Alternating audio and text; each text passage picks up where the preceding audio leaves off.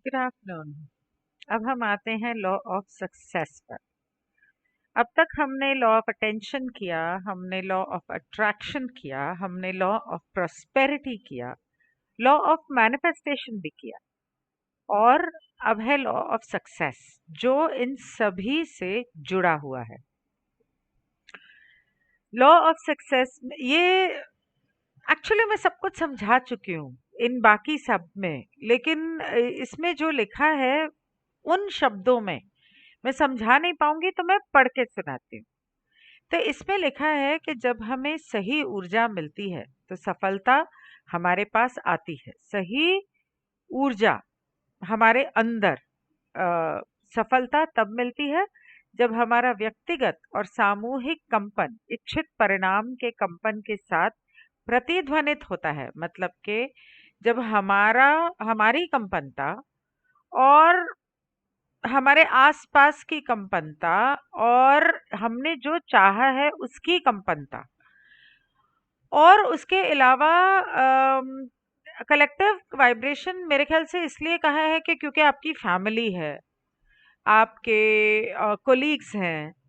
अगर आपकी कंपनता पैसे वाली है लेकिन आपकी पति की कंपनता या पत्नी की कंपनता गरीबी वाली है, उनकी सोच वैसी है, जब देखो तब नहीं है, नहीं है, नहीं है, नहीं है, तो कहाँ से आएगी प्रॉस्पेरिटी?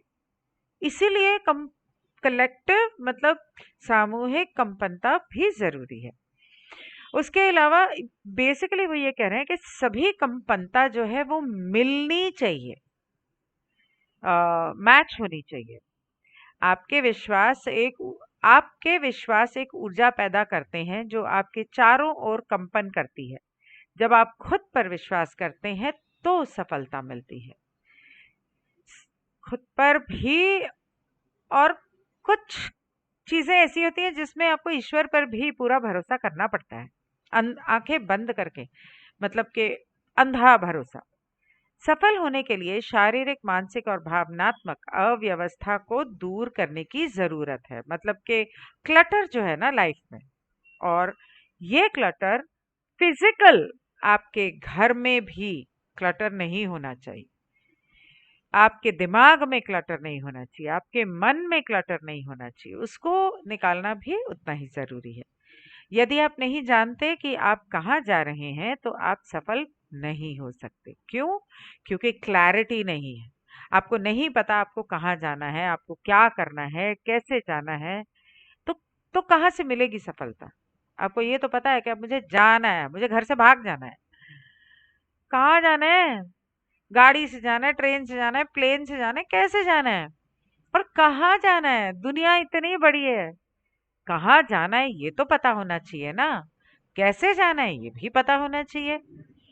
भौतिक दृष्टि से सफलता का अर्थ है अपना वांछित परिणाम प्राप्त करना। मतलब ये सफलता की जब हम बात करते हैं, ये भौतिक हो सकती है, ये मानसिक हो सकती है, ये भावनात्मक हो सकती है, ये प्यार हो सकता है, ये पैसा हो सकता है, ये एक फीलिंग होती है। जो सक्सेस है, सफलता है, वो एक भावना है। वो किसी भी चीज में हो सकती है। एक पेंटिंग की तो बस हो गई, बहुत अच्छी बनी, वो सफलता हो सकती। तो जब वो जो है वो आपकी इच्छा पूरी हो जाती है तो उसको सफलता कहते हैं।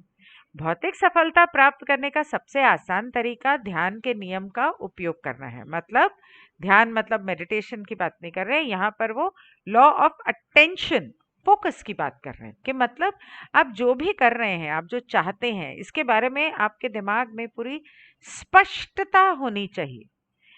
आप अपने आप में आवश्यक विश्वास रखें, फिर उस दृष्टिकोण की दिशा में दृढ़ता से काम करें। क्लैरिटी होनी चाहिए कि आपको क्या चाहिए, भरोसा होना चाहिए कि मैं कर सकता हूं, और फिर उस रास्ते पर आपको मेहनत तो करनी पड़ेगी। प्यार में सफलता के लिए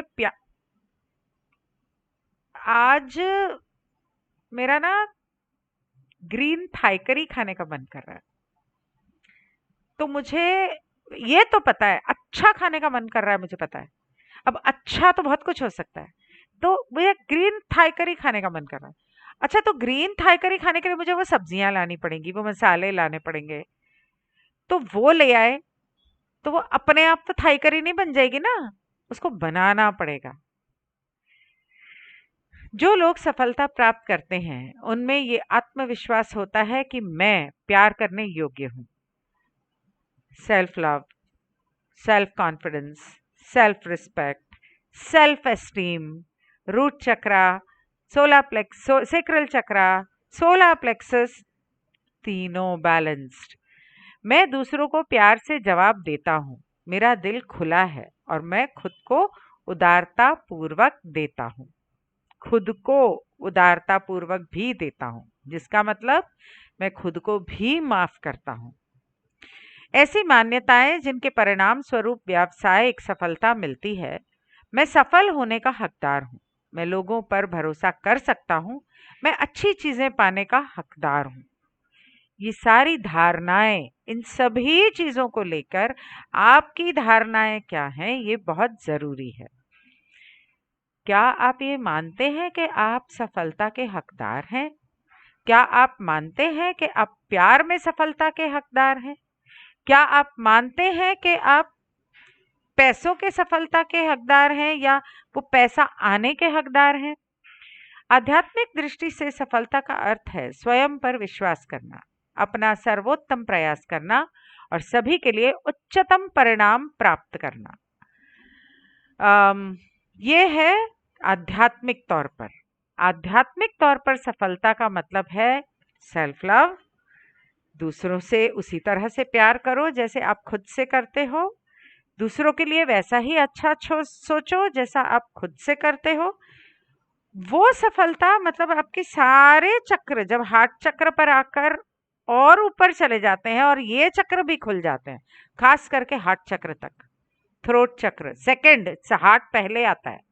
जब ये हासिल हो जाएगा तो थ्रोट, थ्रोट के बाद फिर ये।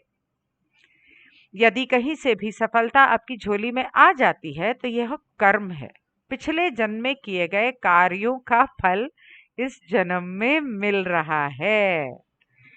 कभी कभी बिना कुछ किए सफलता मिलती है ना, ये पिछले जन्मों के कार्य, उनके फल है। कभी कभी मैं सोचती हूँ भगवान किसी किसी को कुछ, सब कुछ दे देता है, शायद वो लोग उस लायक भी नहीं होते। मतलब प्रिंस चार्ल्स को देख लो, उसकी कौन है बीवी, क्या नाम है उसका, अभी जो कमिला कमिला कमिला, उसको देख लो, क्या किस्मत है, प्यार भी पाया, रानी भी बन गई, पैसा भी मिल गया, सब कुछ मिल गया। कुछ तो किया होगा पिछले जन्म में, इस जन्म के तो कर्म वो जाने, कुछ तो किया होगा पिछले जन्म में।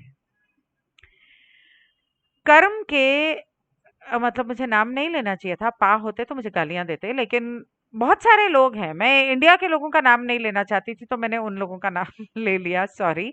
लेकिन बहुत सारे लोग हैं और बहुत सारे ऐसे भी लोग हैं जो हम जानते हैं कि सफलता, समृद्धि, सुंदरता के लायक नहीं है। जितने सुंदर ऊपर से दिखते हैं ऐसे अंदर से नहीं है। सुशांत सिंह के केस के बाद तो हम जानते हैं ऐसे बहुत सारे लोगों को, लेकिन उनके पास है सब कुछ। होंगे कोई पिछले जन्म के कर्म। कर्म ने आपको सही समय पर और उचित मानसिकता के साथ सही जगह पर रखा है। सफल होने के लिए आपको प्रवाह के नियम को का भी पालन करना पड़ेगा, लॉ ऑफ फ्लो। इसीलिए ये सारे स्पिरिचुअल लॉज में आते हैं। ये स्पिरिचुअल लॉज का आखिरी लॉ है, इसके बाद हायर स्पिरिचुअल लॉज आएंगे। ये आएंगे, मैं आपको बताती हूँ, ये आएंगे higher awareness, law of higher awareness. तो ये जो लॉज हैं सारे, ये स्पिरिचुअल यूनिवर्सल लॉज हमारी भौतिक जिंदगी के लिए थे, ये उसमें आखिरी लॉ है। वो सारे लॉ जो इससे पहले मैंने किए, जब उनके अंदर एक संतुलन आता है और आप उसको सीख जाते हो, समझ जाते हो, उस हिसाब से चलते हो, law of attention, law of flow, law of focus, law of attraction, law of abundance, law of manifestation, तो लॉ ऑफ सक्सेस भी आता है। यदि आप सफलता के नियम को सक्रिय करना चाहते हैं और भाग के पहिए को अपने लिए घूमने देना चाहते हैं, तो इसे छोड़ दें और जहां आप होना चाहते हैं उस पर सकारात्मक ध्यान केंद्रित करें। फोकस, लॉ ऑफ फोकस कहाँ है? पॉजिटिव सोचना है, पॉजिटिव चीज पे फोकस करना है, क्या नहीं चाहिए उस पे नहीं, क्या चाहिए उस पे। सफलता तब मिलती है जब आपका कंपन, आपकी कंपनता आपके इच्छित परिणाम के कंपन के साथ प्रतिध्वनित होता है। और ये आज हम करेंगे रात को 9:30 बजे मेडिटेशन सक्सेस की, लेकिन यहाँ पर प्रॉस्पेरिटी की, यहाँ पर पैसे की, यहाँ पर इस तरह की सफलता, भौतिक सफलता की हम मेडिटेशन करेंगे। तो आई होप कि आप लोग ज्वाइन होंगे और आपको सफलता भी मिलेगी। तब तक के लिए गुड बाय।